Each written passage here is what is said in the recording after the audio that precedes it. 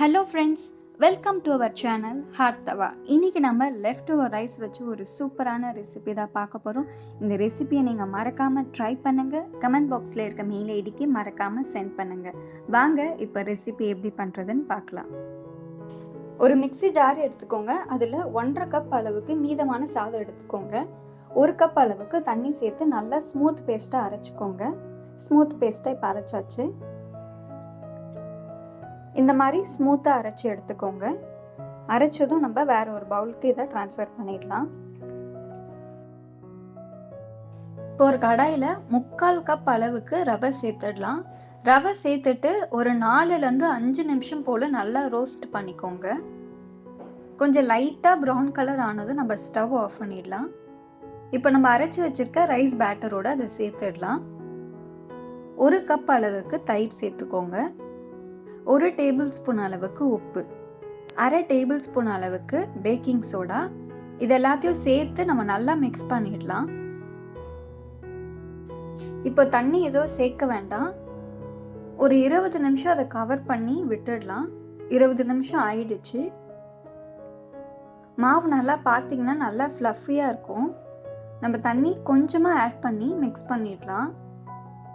ரொம்ப நிறைய தண்ணி சேர்க்காதீங்க, மாவு அப்புறம் ரொம்ப தண்ணி ஆகிடும். ரெடி ஆயிடுச்சு. நான் இன்னைக்கு இந்த பேன் எடுத்திருக்கேன். ஒருவேளை உங்ககிட்ட இல்லைன்னா நீங்கள் தவா எடுத்துக்கலாம். அதில் குட்டி குட்டியாக தோசை ஊற்றிக்கோங்க. நீங்கள் லைட்டாக ஆயில் வச்சு ப்ரஷ் பண்ணிவிட்டு பேட்டரை ஆட் பண்ணிக்கோங்க. அதை சுற்றி 1 டேபிள் ஸ்பூன் அளவுக்கு நெய் சேர்த்துடலாம். நெய் இல்லைன்னா நீங்கள் எண்ணெய் கூட யூஸ் பண்ணிக்கலாம். நெய் சேர்க்குறப்ப டேஸ்ட் நல்லாயிருக்கும். இப்போ நம்ம அது கூட நறுக்கி வச்சுருக்க ஆனியன் சேர்த்துடலாம். இது கூட நம்ம பச்சை மிளகாய் சேர்த்துக்கலாம். ஒருவேளை குழந்தைங்களுக்கு நீங்கள் கொடுக்குறீங்க, காரம் வேண்டான்னு நினச்சிங்கன்னா நீங்கள் மிளகுத்தூள் ஆட் பண்ணிக்கலாம். இப்போ அது கூட கொத்தமல்லியும் சேர்த்து ஆட் பண்ணிக்கலாம். இது நல்லா குக் ஆகிறதுக்கு இன்னும் 1 டேபிள் ஸ்பூன் அளவுக்கு நெய் சேர்த்துடலாம். நெய் சேர்த்ததும் ஒரு 3லேருந்து 4 நிமிஷம் இதை ஃப்ரை பண்ணுங்கள். 3 நிமிஷத்துக்கு அப்புறம் நல்லா ஃப்ரை ஆகிருக்கும். இப்போ நம்ம டர்ன் பண்ணி விட்டுடலாம். 3 மினிட்ஸ் ஆயிடுச்சு. இப்போ நம்ம டர்ன் பண்ணிடலாம். 2 சைடும் சூப்பராக நல்லா குக் ஆகிருக்கும். ரொம்பவே டேஸ்டியான ஒரு ரெசிபி. நீங்கள் தோசை தவாவில் செய்கிறதா இருந்தாலும் இதே ப்ராசஸ் தான். ஆனால் தோசையை கொஞ்சம் குட்டியாக ஊற்றிக்கோங்க. 2த்துலையுமே இதை செய்யலாம்.